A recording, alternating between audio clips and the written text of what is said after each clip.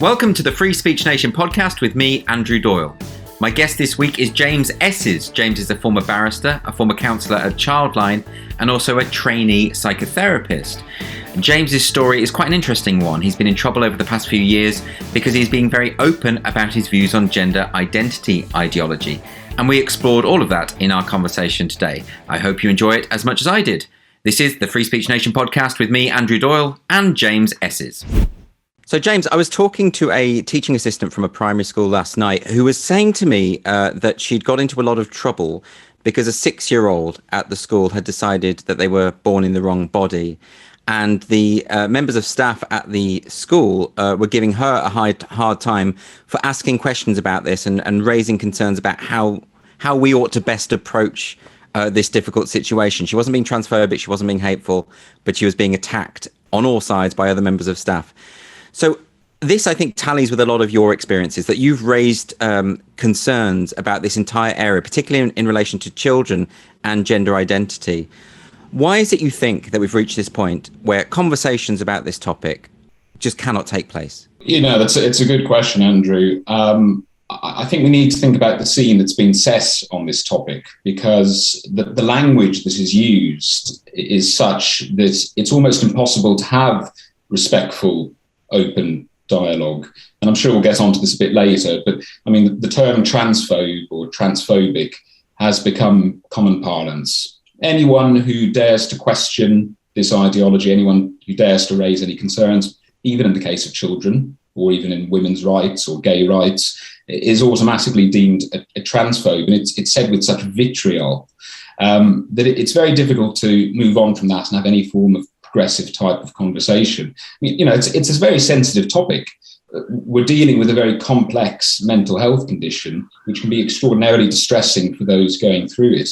So, you know, I always appreciate the need for sensitivity when discussing this, but I found myself in the vocation of psychotherapy, and I've had conversations with teachers, with lawyers, with doctors, with social workers, all of whom simply cannot raise their beliefs or their concerns in this space for fear of just being shut down entirely. I mean, what I don't understand about that is that I've spoken to an awful lot of people who are raising concerns, who want to have these, albeit sensitive conversations. And as you say, they are focused, or it's coming from a place of concern over either the rights of children or women's rights or gay rights, all of these causes that one would typically and traditionally associate with being progressive, compassionate causes. And indeed, the people I speak to do fall into that category of being both progressive and compassionate. And yet the readiness with which people are willing to smear such people as evil, hateful, bigoted, transphobic, all the things that they are palpably not. And I just wonder how we've reached that point where that is the sort of go-to smear, even from major institutions such as Stonewall. Well, over time, and look, I've been smeared in that way repeatedly, but over time, I've come to realise that individuals go for that type of slur when they don't have any concrete argument to present. I mean, I've written quite a lot on this topic. I've spoken, I've done interviews, I write a lot on Twitter, I write articles. What comes back from the other side is never an engagement with the points I've raised or a critique of the points I've raised. It's simply personal attacks and vitriol and character assassinations. And that's a sign to me that they simply do not have an argument in response. I've reached out openly on my Twitter, for example, to seek any trans activist or someone with different views to me to be willing to engage in a neutrally convened, impartially held debate or dialogue on this. I've never received an offer. No, I've done the same, and I've repeatedly invited people for a good faith discussion about the issues, and I've had absolutely no success whatsoever. And that's really dispiriting, I think, when one side of this argument just is not prepared to discuss. I mean, Stonewall has a mantra, which is no debate. But of course, if you don't have that discussion or that debate, you're not going to persuade people of your view, and they're failing to persuade people of their view, aren't they? Well, we have to think about the way that Stonewall and other rights movements succeeded over the years, and they did so through constructive dialogue, through collaboration, through putting forward a positive idea, a positive message of how we can all live in a society, not attacking and slurring those who disagree with them. which is why ultimately I think that approach is doomed to fail. But unfortunately, in the short term, they've been quite successful because, ultimately they put the fear of God into people, that if they don't toe the line, that they're going to be socially ostracized, or even that they're going to come for their reputation and their livelihood.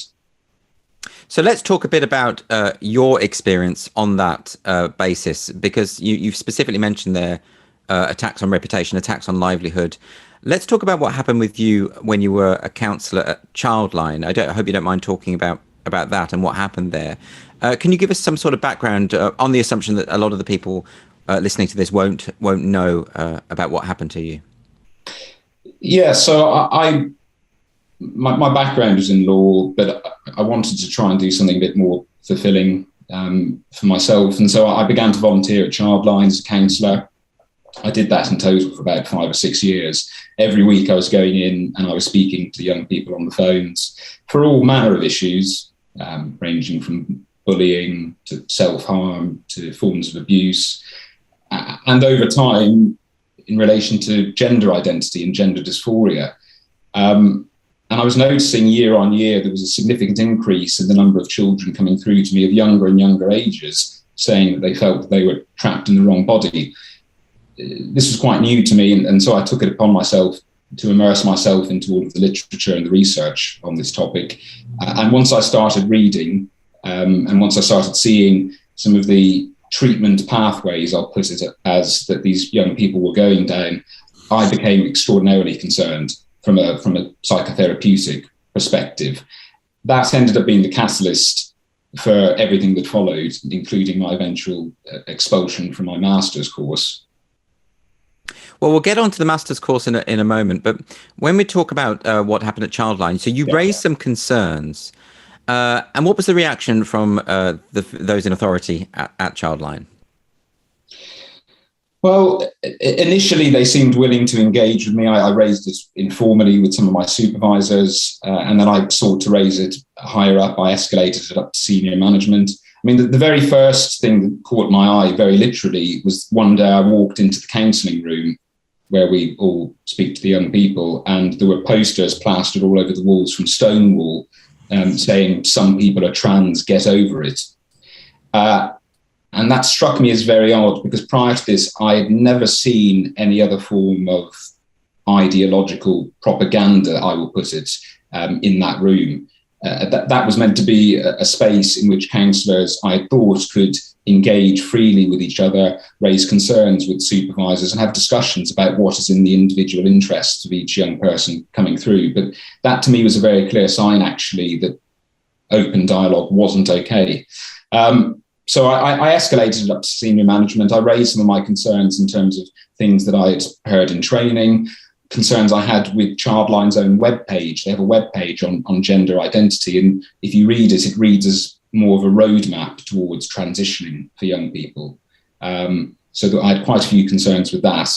And at the start, they seemed willing to engage with me, and I had a number of conversations, and they said that they would take my feedback on board. Ultimately, they didn't. In fact, they ignored every single piece of feedback I put forward to them. But as my name became more and more well known in this area, particularly on social media, and I'm sure we'll come on to that in a bit, they basically said that they had had enough and that they weren't prepared for me to be speaking out about my concerns in a public forum and also be a Childline counsellor. And so one day out of the blue, over a Zoom call, I was told that I wasn't to come in for my next counselling shift. And is that because they'd misinterpreted your concerns? I mean, you mentioned the posters by Stonewall that said some people are trans, get over it. In of itself, it's not that controversial. There are people who are trans. There are people who identify as a different gender. There are people who are gender dysphoric and go through surgical procedures to try and resolve that difficulty. So that statement in of itself is not all that controversial, is it? I disagree. I think for two reasons. The first is we have to think about who these posters were from, and it's Stonewall. And actually, when I did digging, I discovered that Stonewall had quite a lot of input into both Childline's training and also Childline's webpage on gender identity. So that slightly concerned me, given what we now know about Stonewall and the way in which they've infiltrated so many organisations. But the message on that poster, get over it, to me, that is a clear example of shutting down conversation. And it's not me seeking to deny the existence of trans people or seek to deny them from proper healthcare. I mean, that's partly why I'm speaking out, because I want to provide the very best healthcare for young children with gender dysphoria. But to simply flippantly say, well, people are trans and you need to get over that, to me was a signal that conversations couldn't be held openly on this topic. And I think I was proven right in terms of what ended up happening to me. I mean, given that those posters are up in a Childline office, is the implication to that, if a child phones up and say they're feeling that as though they're in the wrong body or something of that kind, that you're meant to simply affirm and say, well, then you are? Well, that's what I took from it. And of course, I'm still bound by confidentiality, but, you work in very close proximity to other counsellors. Also, there are always notes from previous interactions the counsellors have had with those young people. All I ever saw was a kind of an affirmation-only approach. And I obviously had to work within the counselling model of Childline, which is to be explorative and to be non-directive. So it wasn't my place to give these children advice. And also my beliefs, and we'll come on to those, I'm sure, in a bit, are irrelevant, actually, as far as this is concerned. I'm there for each individual young person. But working within that model, I would do what I felt was my ethical duty, which was to explore these issues with these young people, to ask them what they meant by the term trans or gender identity, to explore experiences in their life to date that they felt may have contributed towards feeling like this. The type of thing that you would do in counselling or therapy for anyone with any presentation. So I suppose the way that activists counter this is that they draw an equivalence between this and, say, and sexuality. They will say, if a young person goes to an adult figure and says, I think I might be gay, the adult figure won't say, or certainly not anymore, they won't say, no, you're not. You need to get these filthy thoughts out of your head, which is what they would have said when I was a kid. And that's changed. And they would suggest that it's a similar thing, that a child saying, I was born in the wrong body. If you say, well, we actually need to question that a little bit more, it's the equivalent to someone saying to a gay person, a young gay person, no, you're not, and let's rethink this. Yeah, which is a valid point. What that throws up is part of the issue we've had with the interweaving of sexuality and transgenderism or gender identity, and LGBT now rolls off the tongue so easily. But we have to remember that those letters basically, well, the T certainly has been forced together with the others. And that's leading us now, particularly when it comes to looking at conversion therapy legislation the government wishes to pass, to cause all sorts of difficulties for us. But we need to distinguish between sexuality and gender identity. Scientifically, there's no evidence to suggest that people can be born in the wrong body. And we need to remember that in this country, certainly, in order to legally or medically transition, as it were, you need to be diagnosed with gender dysphoria, which is a mental health condition. So we're talking about two very different things here. So, but this idea of being born in the wrong body, I mean, I've seen groups, trans activist groups such as Mermaids, roll back on that and say we no longer believe that you can be, or they've even suggested, I think, that they never suggested that you could be, although I think that's incorrect.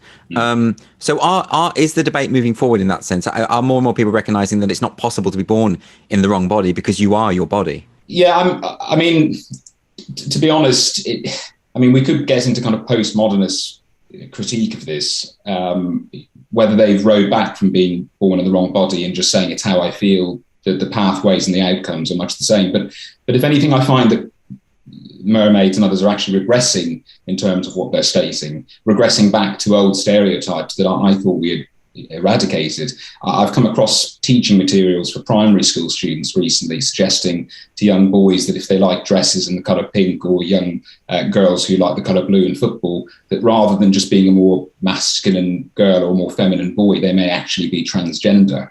I thought the idea of being progressive in society was doing away with stereotypes, whereas we seem to be going back to those days again.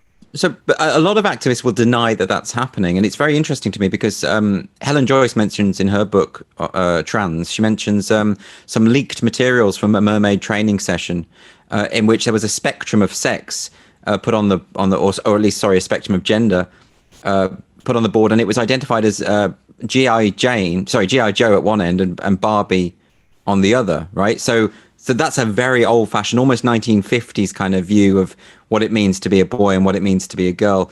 So it is true that they are peddling outdated stereotypes about gender, and that this will ultimately harm gender non-conforming children, like I was. I didn't play football. I didn't like the things that the boys liked. I preferred hanging out with the girls. So that it actually reinscribes something that we thought we'd left behind a long time ago. Completely. I mean, we can bring in the idea of non-binary here because I think it's relevant. If we think about it, we're all a combination of masculine and feminine traits born out of things that are innate within us, our family, our culture, society, and all the rest of it. On that definition, all of us are a bit non-binary. But it's the truth, because there isn't this kind of polarized idea of what a man or a woman is, unless you seemingly are a trans activist or work in Mermaids. So, for example, for my sins, I listen regularly to the Mermaids podcast they put out, which is for young people. And one of the hosts identifies as non-binary, and they had a question into the podcast as to how they knew that they were non-binary. And the response was along the lines of, well, I didn't feel like Shania Twain in her song, Man, I Feel Like a Woman, but I also didn't feel like a man. And she says it really gruffly. With an aggressive, gruff voice, right? And I was, on those definitions, who are any of us? We're all a mixture of attributes and traits, and we always have been.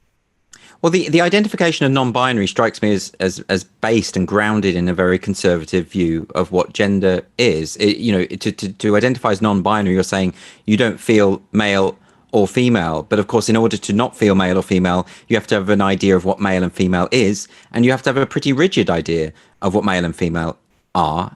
And invariably, those are tied to sex stereotypes, aren't they? That's exactly right. And that's the point that we're continuing to make. We're trying to encourage this idea that people can be as they want to be, and people can express themselves as they want to express themselves. But when we're talking about young children, we're talking about potentially irreversible medication or surgery. The stakes are far too high for us to simply go along with this and not challenge it and not question it. So there are a lot of detransitioners, people who have been through the transitional process as children or teenagers, and then reversed that process when they realized that it was a mistake. And they obviously get a lot of flack from activists, from trans activists, who see them, I suppose, as, traitors or whatever. I'm not sure what that's about. They don't want to validate their lived experience in those circumstances. But one of the common features of testimony from detransitioned people is that all of the major groups, Tavistock or Mermaids or whoever, were continually simply affirming their belief in their own gender identity, not questioning or discussing or interrogating or trying to elucidate it in any way, simply saying, you have this feeling, therefore that is authentic, and putting them on a pathway to medical intervention. So is that pretty much the standard approach now? Well, it would appear to be. All of the main therapeutic bodies in the UK have signed up to this document called the Memorandum of Understanding on Conversion Therapy. Again, it interlinks sexuality and transgenderism. The wording is such, and people have different interpretations of it, but the wording that myself and some of my colleagues are concerned about is that it's so vague in nature that basically it only allows for an affirmation approach. And so that seems to be what's happening. And certainly on my master's course, when I was on it, that seemed to be the way in which we were being taught.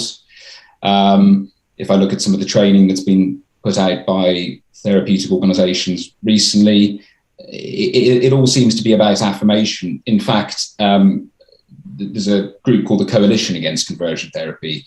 These are a group of psychotherapists and psychologists, and the chair of that group, who themselves is non-binary, a person called Dr. Iggy Moon, recently said that if you believe in a two-sex model, that's fine, but you shouldn't be seeing clients for therapy. For me, there's no more overtly discriminatory comment than that. It's basically saying to therapists that if you believe in biology, and if you believe that men are men or women are women, you shouldn't be a therapist.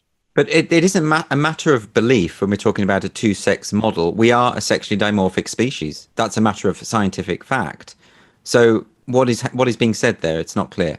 Well, I mean, we couch this in beliefs now, particularly for the purposes of equality legislation. I mean, the case that I'm bringing, which we'll come on to in a bit, is under the Equality Act and discrimination based on my beliefs. And those beliefs are termed as gender critical. But it's basically what we've just said there. about sexual dimorphism and men being men and women being women. But yes, me using the term belief should be erroneous because it's simply fact. Well, I suppose it's like believing in gravity. I suppose you have the right not to believe it. I don't think that's an issue. People can believe whatever they want, and if they believe that there are multiple sexes, that's up to them. But it doesn't make it true, and no serious biologist would say that it was true. So, I mean, surely at some point you can't have figures in authority peddling superstitions and effectively a religious belief. Well, that's exactly what's happening. It is kind of cult-like behaviour, really, and it only happens on this issue. I mean, therapists from time immemorial have been used to, it's called bracketing. It's this idea that you might have your own personal stuff going on, you might have your own personal beliefs, likes or dislikes, but you don't allow it to interfere with the therapy that's going on in the room. Sure. And therapists have been taught that in very general terms. But this is the first time that I've ever seen in which therapists are specifically being told, actually, if you think or feel this way, you just shouldn't be seeing clients. Yeah, I mean, and I imagine a lot of it comes out of a good place, insofar as there are people who just feel they cannot exist unless they either present as the opposite sex or have medical intervention to more closely resemble the opposite sex. And obviously, everyone has nothing but sympathy for people in that position, because it's not easy to go through those medical procedures. It's painful, it's expensive, it's difficult. It's this isn't, and yet because it comes from a good place in a lot of cases, it means that people who are wanting to have these discussions that you're trying to have will automatically be interpreted as trying to make people unhappy. In other words, by not continually affirming what they say, by not going along with a fantasy and saying that's right, there are more than two sexes. By not doing that, you're therefore not compassionate, not caring. Is that an accusation that's been thrown your way? All the time. But if we look back at things that I've written or said, I always seek to do so, in a sensitive manner. And there is a fair point to be made here, as you said. People struggling with their bodies and their identity in this way, it can be extremely debilitating. I know that because I've spoken to these children firsthand myself. And so what should always be done is empathy, active listening, respect as well, in terms of, how people would like to be communicated with. I've got no issue with that, and I would always promote that. But we cross the line, and I think we breach our duties as health or medical practitioners if we then implement a blanket affirmation only approach, because we wouldn't do that anywhere else. There's no other mental health condition I can think of in which the proposed treatment is to basically affirm whatever distressing thoughts are inside one's head. I mean, if we look at the idea of body dysmorphia, for example, somebody who thinks that they're incredibly obese, but they're actually unhealthily thin, the treatment for that isn't to say, yes, you're right. In fact, if you feel that way, you are obese. Mm. And it's the same thing here. These gender dysphoria is a mismatch, a feeling of a mismatch, disconnection with one's own body. And surely the proper treatment should be, slow, respectful exploration. I think similarly, it would be worth considering here the notion of social contagion. It's been long recognised that particularly among teenage girls, there is a greater susceptibility to social contagion. And we've seen it with bulimia, anorexia, eating disorders. When I was teaching at an all-girls school, it was rife, but it wouldn't have been rife 20 years before. This is something that did. Similarly with self-harming in schools, these things, and there are studies that we know that social contagion is a thing, and it can be very, very damaging. And similarly with gender identity, it would seem to be that social contagion is playing a very significant role, particularly among young girls when it comes to this, and the evidence would back that up. So why is that? Why is that concept? Why are people willing to explore that when it comes to eating disorders, but not willing to explore it when it comes to gender identity? Well, quite right. And actually, this idea of contagion can come about even in scenarios in which one would think it's normally boys who are predisposed to this. So, because as we know, the demographics of those coming forward and presenting at gender identity clinics has now gone from predominantly biological boys to biological girls. I was at a talk yesterday at which there seems to be an increase in girls as well presenting at clinics for Tourette's and with tics, which again statistically, historically, was something that was more predominantly boys than girls. So we do notice this happening in other areas of healthcare.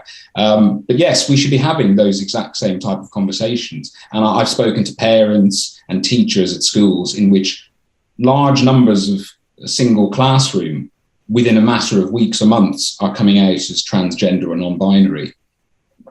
Clearly, there is something going on there. And we should be able to explore that and ask the questions. But again, if you try and do that, the conversation gets shut down.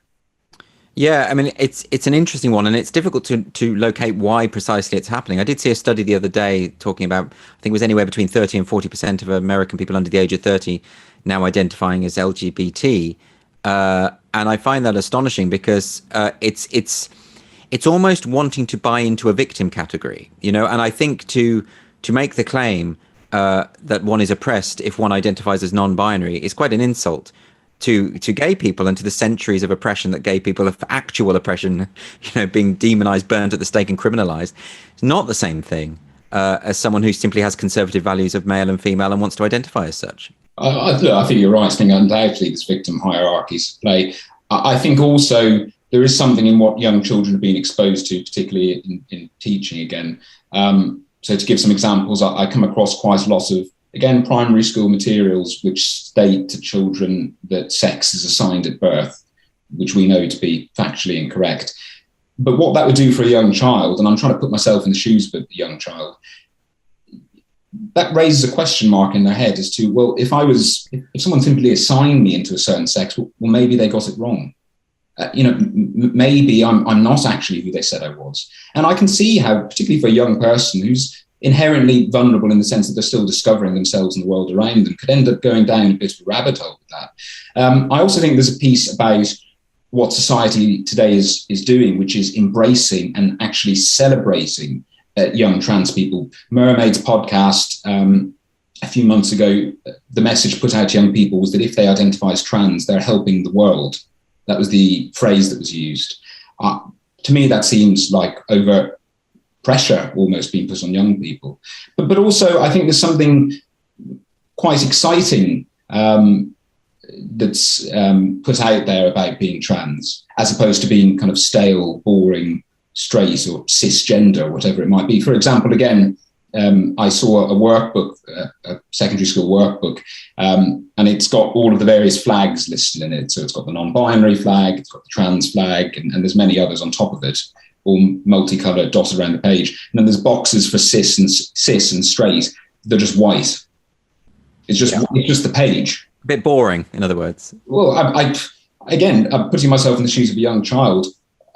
Who on earth would want to say that they were into those categories? I mean, there's nothing to it. It's almost saying, actually, the fact that it's simply the colour of the page is almost saying these things have no substance to them whatsoever. So then what do we do about things like, I mean, you mentioned there the phrase sex assigned at birth, which is a phrase that I've even seen in official NHS documentation. And presumably people who work in a health service know that it's factually wrong, but they're nevertheless using the phrase. So it's sort of infiltrated our major institutions by stealth, this idea. How do we deal with it when teachers are meant to be dealing in fact and education, and they're expected to peddle these myths? You see, I do sometimes think I'm glad I'm no longer a teacher, because I would never use the phrase assigned as that. I would never tell a child that sex is assigned at birth, because it isn't. I was an English teacher. If people were using they and them as singular pronouns, I would correct it because it's grammatically incorrect. And I know that this is an ideological movement in an attempt to seize language. So I imagine I would probably be in a lot of trouble if I was still a teacher. And yet that said, I know teachers who feel the same as I do, although they're just generally keeping their mouths shut. Is maybe the way forward for people to just take a stand more often in these sorts of roles?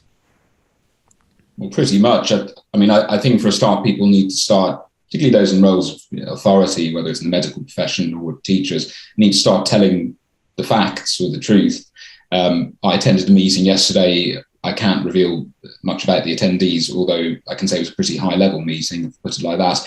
And the individual that was speaking acknowledged that sex isn't assigned at birth. They're a healthcare professional. They acknowledged that it wasn't assigned at birth, and yet they still suggested that they would continue to use that language in information that they put out because they didn't want to upset anyone.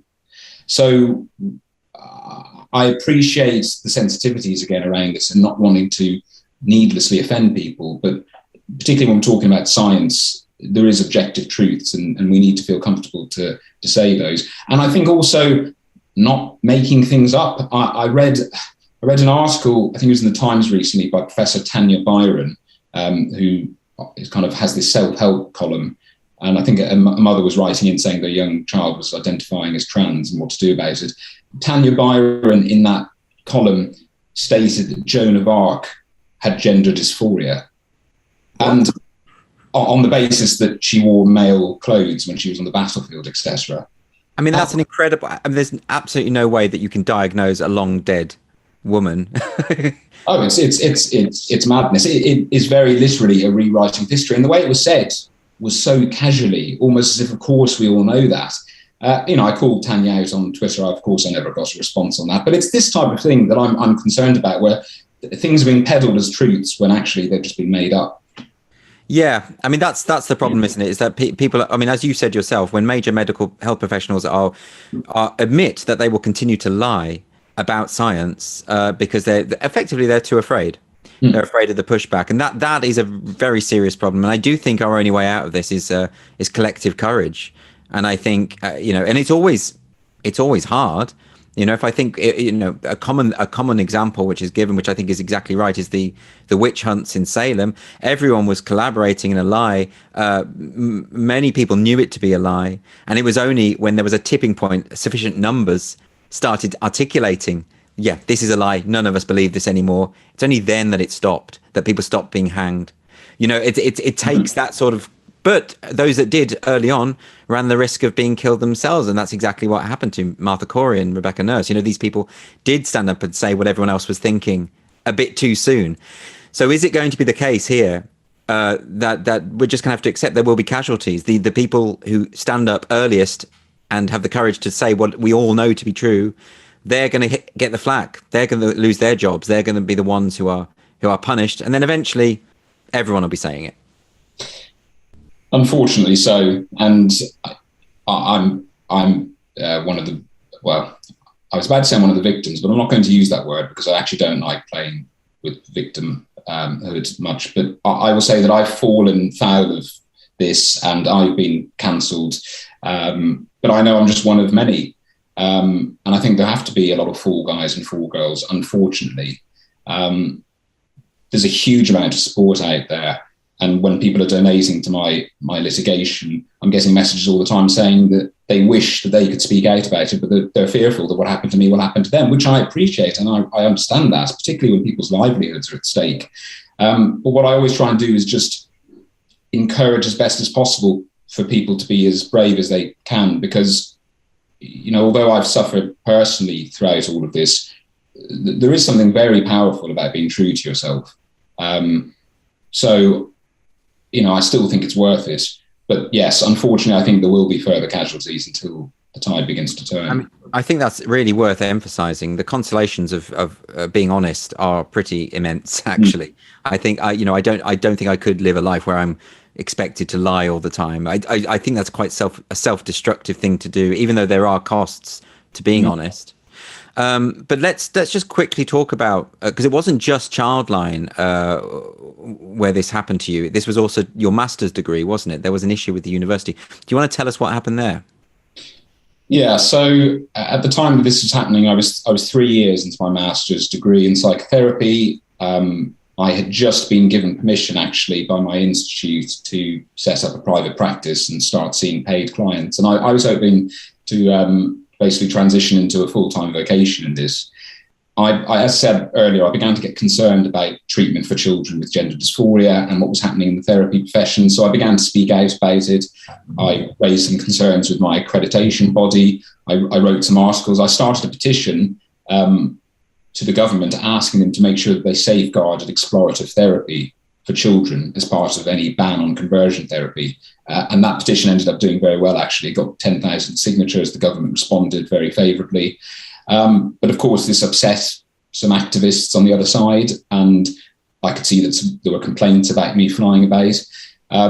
Anyway, on a Wednesday in May, I received an email out of the blue from the deputy CEO of my institute. It's called Metanoia Institute. It's a therapeutic training body. It's accredited by Middlesex University.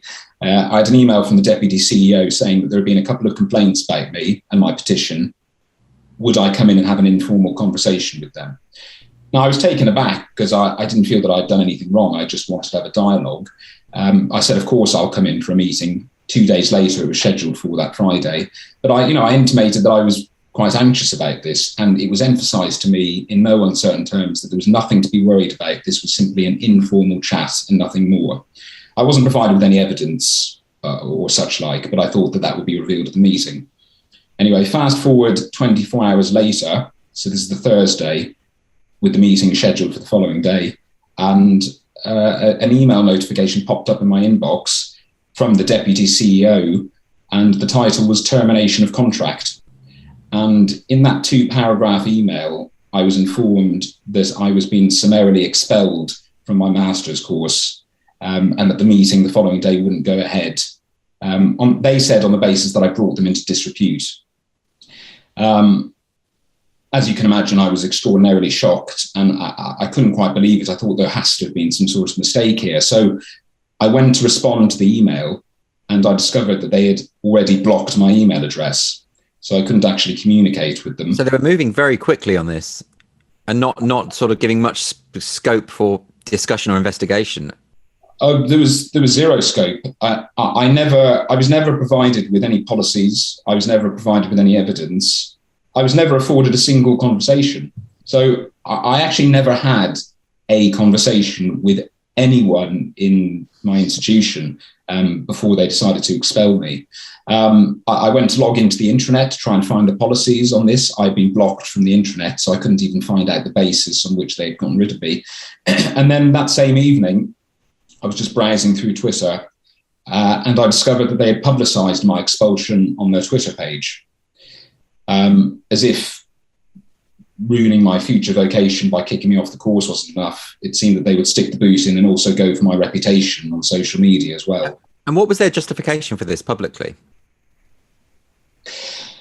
You'd have to ask them that, Andrew. I still haven't gotten to the bottom of that, although it's interesting because in this tweet that they put out, they emphasised that they stood in solidarity, their words, with the LGBT community, and they linked to a statement of solidarity they have with the LGBT community, which in itself was almost painting me as in some way anti-LGBT, and I received a hell of a lot of abuse online as a result of that tweet, actually.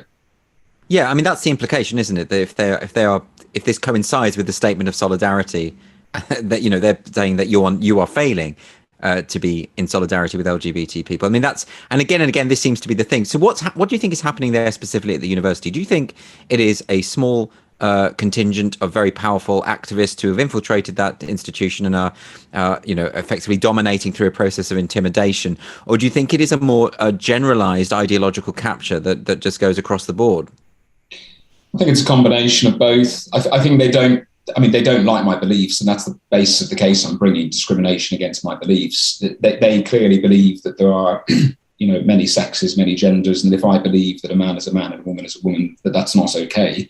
I do think that they've kind of been ideologically captured, if I'm going to put it like that, by certain individuals with certain ideological goals. And I think an element of it is about trying to save themselves. And, we see this time and time again. I don't know, because I haven't seen the full extent of the complaints they received, although I think it was very few. But at the first sign of any complaints, they want to protect themselves. And so basically I was thrown under the bus. Well, this is another problem, isn't it? Is that it doesn't take many complaints for people to back away in fear. And, I was speaking to Mary Burke, a comedian, on my show last week, and she had just had a gig pulled because a couple of potential audience members had contacted the venue and said they felt unsafe with this comedian performing there because they didn't like some of her material. They said they found it offensive. And what she was saying in that particular material was that she resented being called a cervix haver rather than a woman when the NHS contacted her. It does feel like sort of through the looking glass moments when you can't even say that on stage without people claiming to feel unsafe. But I think this adds another element, doesn't it? Is that the claim of unsafety, the claim that your opinions and the opinions that you hold in particular, which are shared by 99% of the country, somehow constitute a form of violence almost, or have a threatening quality about them. I mean, that is, if we are to take them at their word, an entire pseudo-reality that bears no resemblance to the truth. Completely. I mean, particularly when we're talking about educational institutions here, the entire basis and foundation should be free speech, open thought, open dialogue. I mean, this is contained in all of their policies. I've now gained access to their policies, and they make a point of saying that they encourage debate and dialogue, even on very sensitive topics. Oh, clearly not. Well, exactly, clearly not. One would think that educational institutes might owe some sense as well of loyalty towards students who have been there for a number of years, rather than Twitter strangers. I'd spent tens of thousands of pounds on this course. I'd been a good student. I'd worked hard. I'd just been signed off private practice, but they were happy to expel me over an email.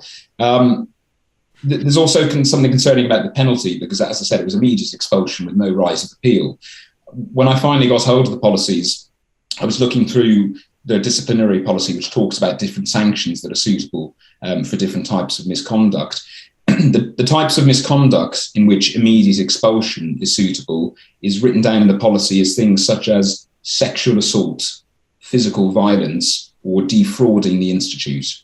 So they hold my beliefs on par with that, it would seem. So they believe that a statement of scientific fact that most people understand to be scientific fact is the equivalent of sexual assault or violence. Okay, if that's the case, don't they owe you some money? Well, this is partly why I'm taking them to court. I mean, it's about much more than money for me, because my reputation has been irretrievably damaged, and my standing in the profession as well. I am seeking personal justice and all of this, but it's become about much more than me. And since I've started down this path, my eyes have been open to exactly what's going on in these charities, such as Mermaids, inside schools, inside other universities, and in the therapeutic profession. So this has become more than that. And this has become about standing up for children's safety and women's rights and freedom of speech. Yeah, and it is also about the broader principle that any university that claims to be a university has to uphold principles of scientific inquiry, freedom of speech, and the pursuit of truth. It's sort of essential to their entire credibility. Which university is this, by the way? Yeah, so it's called Metanoia Institute, which is a bit of a mouthful. It's the way therapy is taught in this country. It's taught in kind of smaller psychotherapeutic organisations. But the master's course I was on was accredited by Middlesex University.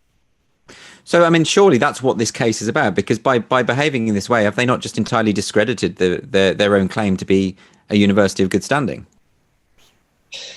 Well, I mean, this is what we're saying. The claim, I mean, I'm taking the claim in front of the employment tribunal. I'm bringing a claim both against the institution I was studying at, also my therapeutic regulatory body, called the United Kingdom Council for Psychotherapy, because it does seem, in information that's come to light, that actually they had some hand in what happened to me. There was stuff going on behind the scenes. But the basis of the claim is discrimination based on my beliefs. Yes, very interesting. And your fundraising for that at the moment, that's what your crowdfunder is for, presumably. Correct. And the response has been absolutely incredible. And I've been very touched by the fact that complete strangers from home and abroad have been willing to part with their hard-earned cash to support me. I mean, to date, I've raised over £80,000 from, and it's not, I mean, there's claims put out there that I'm funded by anti-LGBT organisations. In fact, I think it's about 3,500 individual donations of between £5-20. It just shows the strength of feeling that's out there actually on this. And I'm not the only case that's been crowdfunded. And there's always been concerns that eventually the crowdfunded cases will dry up because people will lose interest or they'll have spent too much money. But time and time again, people are backing this stuff. And it's because, unfortunately, it's the only way to seek justice. And invariably, those kind of smears will happen. I mean, that's become a common trope of, who's funding you is when people don't support someone's cause, they will try to smear them through association or by suggesting that they're being funded by nefarious characters or that kind of thing. It's the oldest trick in the book, really. How has this affected you, though? I mean, just in terms on a personal level, because obviously, you were involved in in Childline. Your concern was for the welfare of children. This is hardly what we would say is a malevolent pursuit. So you're trying to do good, and then you are attacked for speaking the truth. And now, of course, you've become a target for activists who will do their utmost and will lie. Let's be honest, they will outright lie about you in order to see your reputation trashed, and will continue to do so. Has it had any personal toll on you, or psychological toll? Huge toll. And it's certainly the most distressing period of time I've gone through in my life. I mean, I'm very thankful to have the supportive girlfriend, supportive family and friends around me, you know, who haven't turned their back on me. I know that other people haven't been so fortunate in that respect. I mean, when I got expelled from the course and when I was chucked out of Childline, I basically kind of collapsed, and I was a shell of a person. And I was struggling to function. You know, it was only once I started to receive support, once I sought legal advice, that I began to pick myself up again. But I still find things very difficult, you know, and I'm not the only one, so I'm not going to pretend I am, but, you know, I'm guessing the old death threats on Twitter. I'm guessing lies, you know, malicious lies put out about me and rumours, which are extremely hurtful, particularly because, as you said, the sole purpose of me going into this in the first place was to help children. That's all I've ever wanted. And so to have people accusing me of being anti-children in some ways is hurtful. I often have to drive or walk by the Childline counselling office. I still feel deep sadness about that. And often on a Thursday night, which is when my usual shift used to be, sometimes I'll just be sat at home watching television. I'll look over the clock and I think, I should be there right now, and I should be in front of that computer and on that telephone speaking to those young people, and I've been prevented from doing so. And I feel a sense of injustice and also deep sadness about that. Do you think, I mean, I often wonder about the kind of people who perpetuate these smear campaigns against individuals such as yourself, and I wonder whether they, you know, I imagine this kind of movement will attract bullies, people who want to be able to be vicious and mean-spirited to people and have the cloak of virtue while they do it. It's an excellent sort of disguise. On the other hand, I have seen evidence that a lot of the most bullying and vicious people online tend to believe they're doing God's work. And, you know, much like the Inquisitors probably thought that strapping people to the rack was a holy and wonderful thing to do. So you have this odd combination, don't you, of those who are behaving in this incredibly malevolent way, vicious, a complete lack of empathy, it would seem, and yet they call themselves the good guys, and yet they're doing so because they are empowered by this sort of almost religious belief that what they are doing is on the side of the angels. But at the same time, I have also seen evidence that there are people who just simply revel in toxicity and causing harm to others. To what degree do you think it's a bit of both?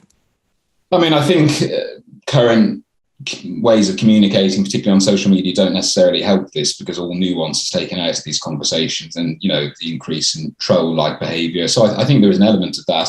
But I think predominantly it is actually just bound up in this cult-like ideological behaviour where people are seen as kind of holier than thou and everyone else is the enemy. It's very much an us versus them type of atmosphere. I mean, it was quite telling. I became aware of a Facebook group, actually for therapists. You know, again, what one would think therapists might engage in empathy. But anyway, I became aware of a group of therapists online who, upon discovering that I'd been expelled from my course, were having many kind of celebrations on the Facebook group and congratulating each other and saying what a wonderful day it is, with zero thought for actually the evidence and what had really occurred, and clearly zero thought for me and the implications for my reputation and my livelihood, which was just quite striking to see. I think there's a real deficit of empathy, actually, on this topic in particular, but more generally in the world today. So I'd like us, if possible, to try and recover some of that goodwill that we have towards each other, but I can't see it returning anytime soon, albeit, to be fair, again, the generosity that I've received from those who back my case and who reach out to me has restored some of my faith in humanity. Yeah, I think there are a lot of decent people who are involved in this debate and who are trying to move things forward, who are trying to stimulate some serious discussion. But by the same token, when I see, for instance, activists celebrating when someone dies because that person disagrees with their viewpoint, I do think that's sociopathic as far as I can see. Oh, that's just or just downright evil. And I think there is a lot of elements in that, but I think certainly the answer is restoring the primacy of empathy and compassion. It just seems so lacking in so much of this discourse. I have no idea why that's happened. I mean, you would have more expertise than I would, but is there any particular reason why there would seem to? Is it just an appearance of a dearth of empathy, or is there something going on?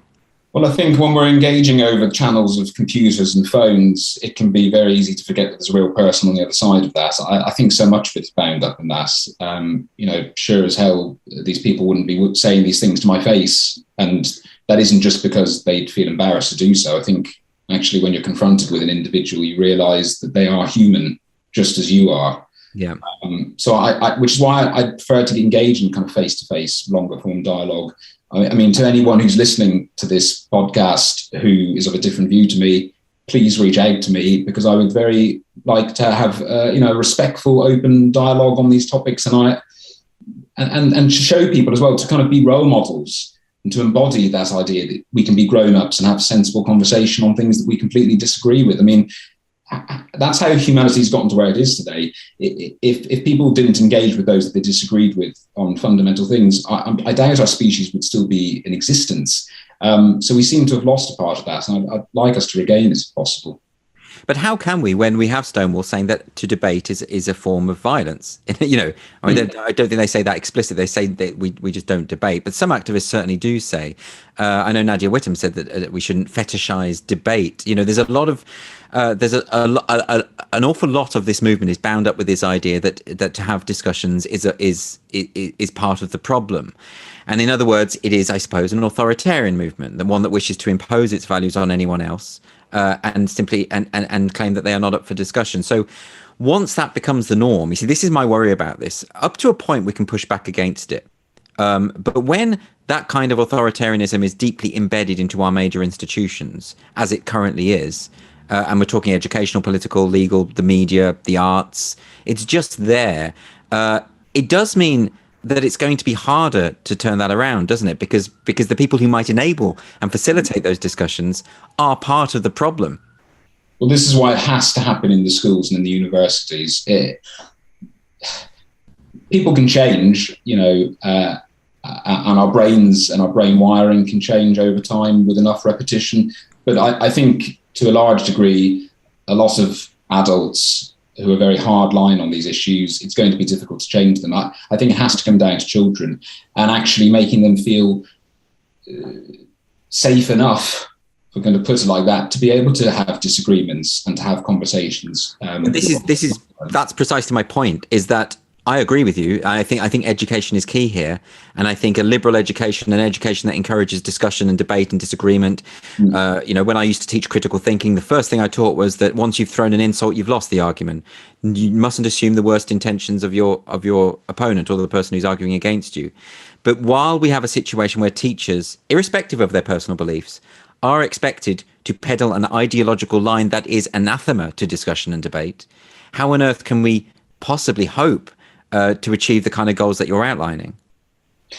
It's not going to be easy. I think we need to disentangle ideological organisations from education. There's a lot of third sector, not-for-profit organisations that provide materials to schools. We need to find a way. Parents need to become aware of what their children are being taught at school, and then find ways to basically pitch the school to stop teaching this material because it's factually inaccurate. I think schools need to go back to actually encouraging debate among students. I think parents have a role to play in this as well, in terms of emphasising that, even if we, and that maybe starts within the household actually, and modelling the ability to have conversations and to disagree with each other and that being all right. It's going to be very difficult.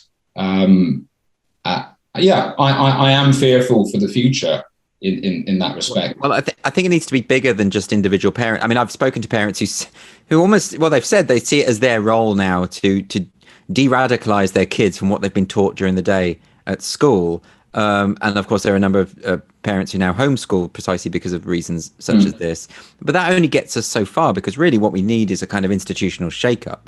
And while you have, heads of school who are just terrified of standing up to this and will just simply go along with it for an easy life. And I understand why they would do that. But surely it has to come from, I suppose, the government. I don't trust this government, because this government, I think, is very much a part of the problem in terms of their ideology. I think they are very much on board with these kind of things. You see that in their pushing through the online safety bill. For instance, they're not interested in discussion. They're not interested in free speech, really. So, I'm just trying to work out how it can be done when all of the barriers are already in place to stop it being done. And maybe it's just about individual teachers taking a stand within institutions, perhaps. I agree with you. I mean, to some extent, children are almost lost at the point at which they're being taught at schools. I spoke to a mother recently whose young child has come out as trans, and the young child was talking about some of what they've been taught at school, which was factually inaccurate and very clearly kind of ideological propaganda. And the mother tried to have a conversation with her son and say, well, actually, that isn't quite true. And, can we think about it a different way? And son, he's quite young. And he said to her, but if I've been taught it at school, it must be true. Yeah. Well, of course, because that's how education has to work, is there has to be a level of trust in the authority figure that's teaching you that. This has been called a legitimation crisis, where we no longer trust figures of authority, and therefore the whole world becomes destabilized. And I think that's particularly the case if you're a young person. We can't be effectively socialized unless we are effectively educated. And if the education is rotten, then you'll end up with curdled minds when people get older. This is quite an obvious pedagogical point. So I don't know what the answer is, but I was just wondering if you had any other suggestions of how we can. I think perhaps the only way is to embolden teachers, to let them know. I mean, there are places such as the Free Speech Union who are doing incredible work to sort of say, look, you can be open about your opinions, you can challenge this dogma in the workplace, and we will support you when they come for you. But the problem is they will come for you. Look, personally, I think it has to be both micro and macro. I agree with you that things have gotten so bad that I think it is going to require a kind of national approach. And I would like to see the government step up in this space. But I think people are going to have to make more noise, and maybe more people are going to have to be cancelled before that happens. And maybe people will have to vote, on the ballot box next time round on this topic. But I think we have to start from a micro level. Again, as I said earlier, most parents have very little knowledge of actually what the children are being taught at school. And I always implore them to actually ask the school, because they're entitled to know what that is. And if they see that their children are being taught factually inaccurate information or ideological propaganda, they need to call that school out. I appreciate it's a very slow way of going about this, but it's better than nothing. Every child that we can help from being subjected to this type of material has to be a good thing. I always thought that when it came to children, that this would be the tipping point, because I just think people can tolerate it in their workplace and they can tolerate it in their daily lives. But I think once ideologues start going after your kids, I don't have children myself, but I know people who do have children, and I can see the strength of passion that entails. And I would have thought this would be the thing that really motivates parents to gather en masse against this. But is it simply, as you've suggested there, that perhaps people don't know? I mean, there's a few high-profile things happening here and there. When the American school in London was segregating kids by race for after-school activities, that caused a stir, because that's something that's a visible manifestation of what happens when you implement critical race theory in schools. And all of a sudden, people start investigating it, Googling it, finding out what the implications of critical race theory are. Oh, look, it's not just teaching kids not to be racist. It's not just teaching kids about the history of racism, which anyone would be on board with. It's something else. It's actually, the end point is racial segregation. It's a regressive idea disguised as something progressive. And we have the same with gender identity ideology. It is disguised as though it is a compassionate progressive thing, and it's actually the reverse. So is it simply that the activists have been so successful in concealing what it is that people go along with it out of ignorance? And I don't mean that in a negative sense, as in a literal sense. They simply don't know. That's definitely part of it. So in that sense, they've been very successful with their aims because they've normalised this, particularly through the use of language. I mean, it's becoming so common now to hear people introducing themselves via their pronouns, or organisations encouraging people to sign off their signature with their pronouns.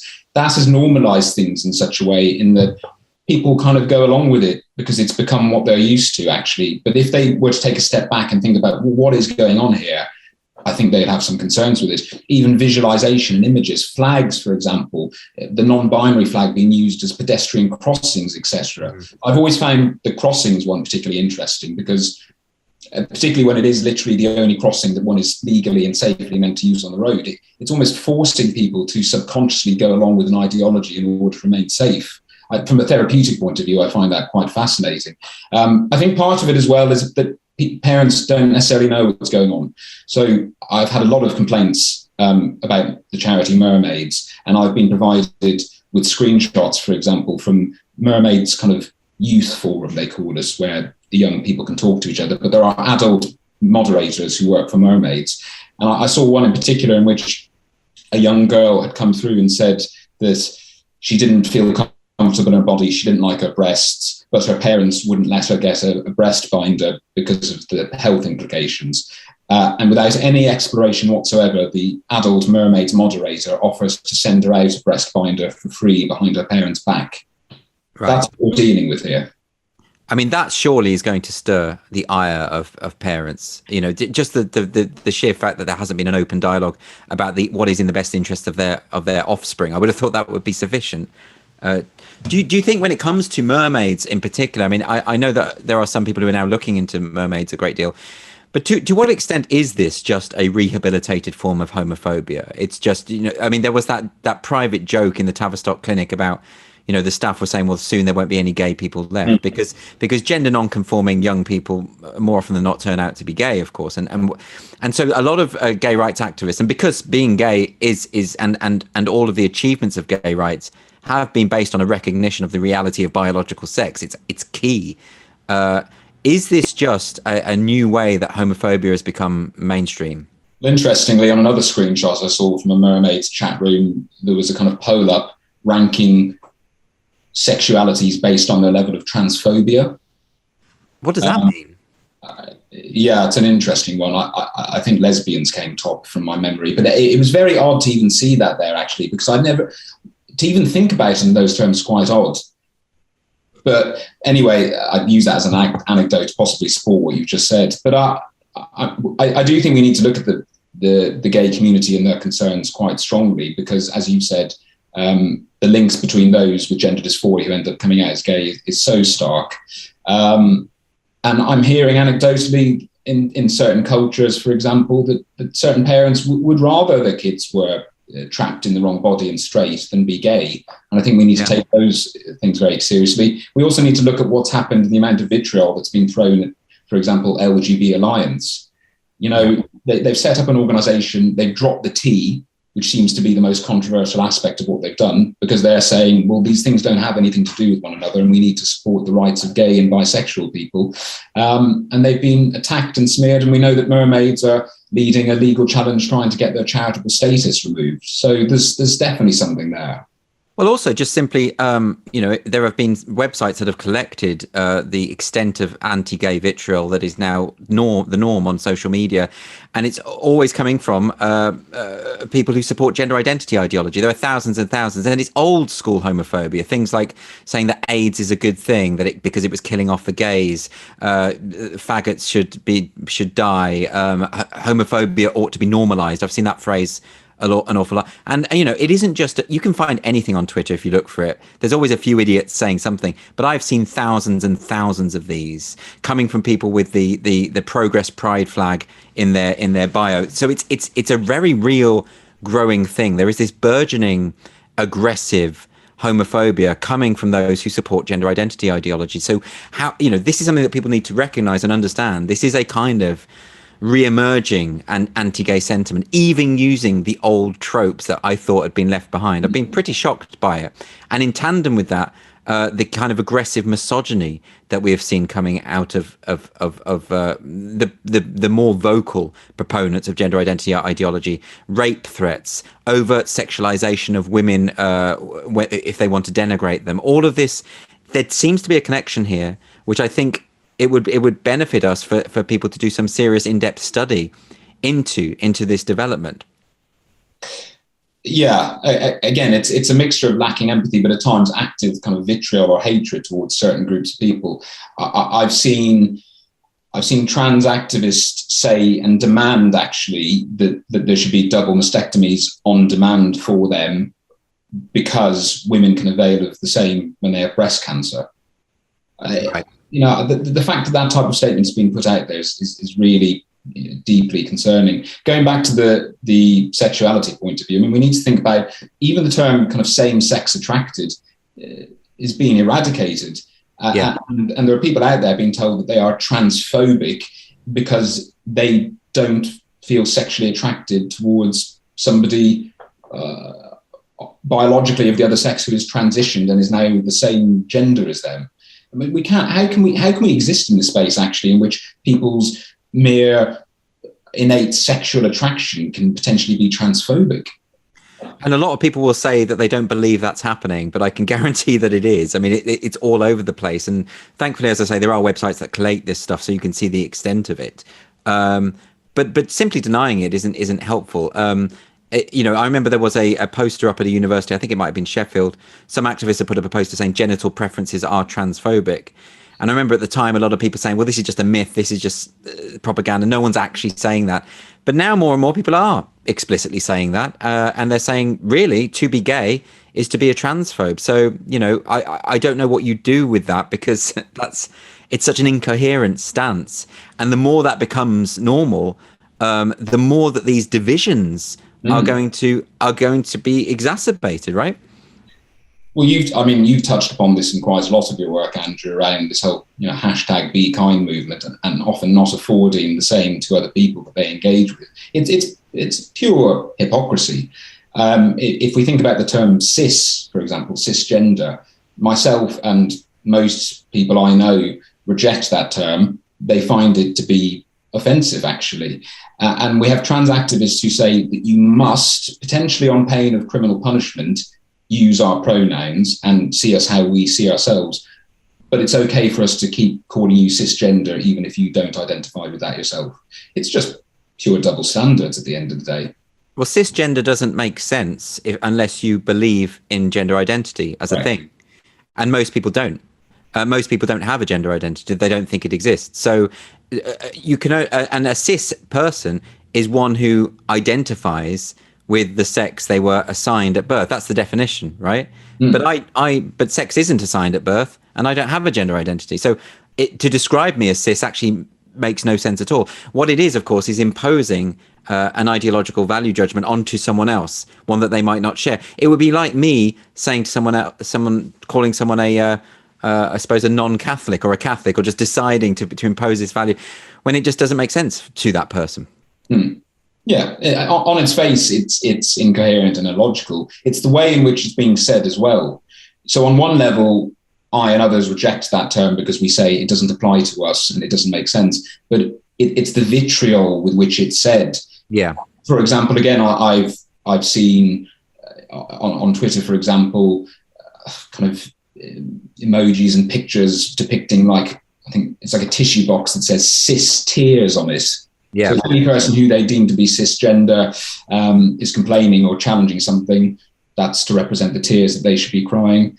The mere fact actually that often trans activists make all sorts of assumptions about individuals flies in the face of what they say. I mean, people are forever referring to me as cisgender, but I note that they didn't take the time to ask my pronouns, which is what they're always stating should be required for them. So again, it's just incoherent narrative. So at this point, do you have much hope for the future? I mean, it does seem like we're having this conversation now, and it feels a little bleak insofar as, what you've been going through, but also just even talking about the possibility of a future in which we can have these discussions, and it just feels so far away. It feels like maybe we're just in the eye of the storm at the moment. But do you have a sense of optimism for the future, or do you think this is it? I mean, I won't pretend this hasn't been somewhat of a depressing conversation. I'm kind of wishing my glass of water had something a bit stronger in it. But truth be told, actually, I do have some optimism, which is rare for me because I'm the ultimate cynic and skeptic. But I do feel that the tide is beginning to turn very slowly. We've had some legal victories, for example, the Maya Forstater case, enshrining gender critical beliefs in law. And that's one I'm hoping to use in my own case. And we've seen a few other court victories on top of that. We've seen some interesting things coming out.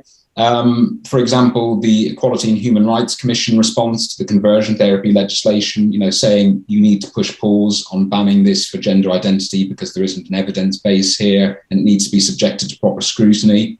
And I have seen certain organisations and even a few educational institutes actually pushing back against cancel culture, although they're still relatively small in number. But it feels like something in the air is beginning to change. Media, journalists are beginning to take more notice of this. And there are groups forming. I'm part of a group called Thoughtful Therapists who have concern with the space. I see groups of social workers, teachers and parents beginning to club together and see how they can fight back against this ideology. So I don't think we're going to get there for a while, but I do remain optimistic. And I think eventually we will get there. But and maybe, as I said, I've had to be one of the fall guys for this. Even if I've suffered personally for it, I'm just thankful that I have the opportunity to input into this ongoing debate. And I'm hopeful that it won't have been in vain, actually. So even if I've suffered reputationally and financially, if I can help to bring about a change in this space, then it will all have been worth it. James Esses, thanks very much for joining me. Thank you.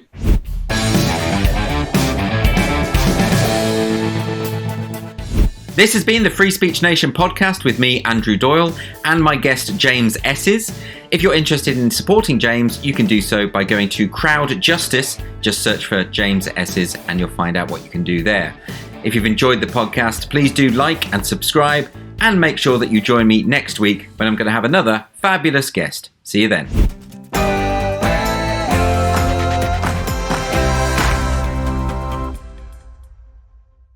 Welcome to the GBNews YouTube channel. You can watch us live 24 hours a day, catch up on your favourite shows, and join in the conversation in the comments below. Don't forget to subscribe and you'll never miss any of our exclusive content.